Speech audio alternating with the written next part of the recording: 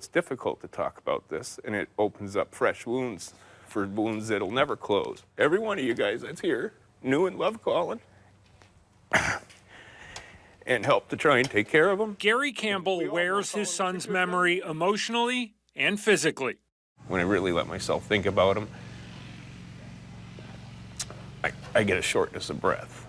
I get physical manifestations that are hard to overcome. 21 years old with a gift for making people smile. Anybody knew Colin, that's Colin right there.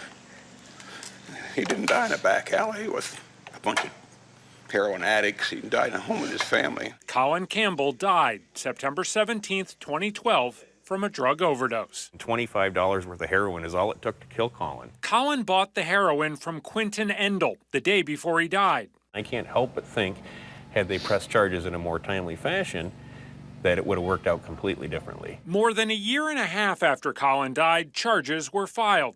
They came a few months after Quentin completed probation for 2 separate disorderly conduct offenses. I don't want to see him go to prison for the rest of his life. I don't want to see his life ruined. But there needs to be some message sent to society that this isn't acceptable. Endel pled guilty to 2 felony manufacture and delivery of heroin charges. Prosecutors asked for a 2-year jail sentence. I went to that court hearing believing that he probably was going to go away for some time. Todd Endel is Quentin's father. He knows Colin's death changed his son. He wanted to die. He tried to kill himself in overdosing heroin, and it didn't work.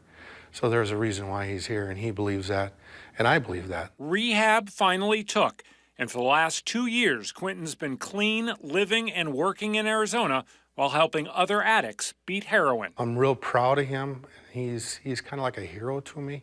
During the sentencing in September, almost 2 years after Colin died, Dane County Judge David Flanagan told these 2 fathers, in 15 years as a judge, he'd never before seen such a determined and productive effort to turn a young life around. I have to acknowledge, he said, the promise that this effort suggests. He sentenced Quentin to a longer probation than recommended, but no jail time. There's no justice for Colin. Colin's dead. So there's no justice for him. Heroin kills someone in Wisconsin every 44 hours. It doesn't play favorites, even if Gary Campbell believes the court did. I can't help but think that there's a possible conflict of interest. A conflict of interest because Todd Endel once served Dane County's judges as a bailiff.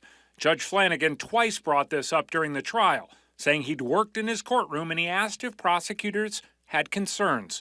They said they did not, even if the Campbells now believe it led to what they call a lenient sentence. One could say that, but I don't feel that it did. I didn't directly ever work for Judge Flanagan on an everyday basis. I worked for all the 17 judges up there for, I don't think it was about 6 years. It's poison, and we're letting people peddle poison to our children. The Campbells remain conflicted over Judge Flanagan's sentence of probation, and they're not interested in hearing a rationale behind it. The message that they sent is you can get away with this, that it's okay, that, you know, it's forgivable, and it's not. I really feel for the Campbell family. I don't blame them for being upset or lose faith in the justice system. Faith is challenging for those who loved Colin Campbell because real justice would mean heroin didn't win. I didn't get to send my son to rehab. I didn't get to fight with him. I didn't get to try and argue some sense into him. When I knew it was too late, he was dead.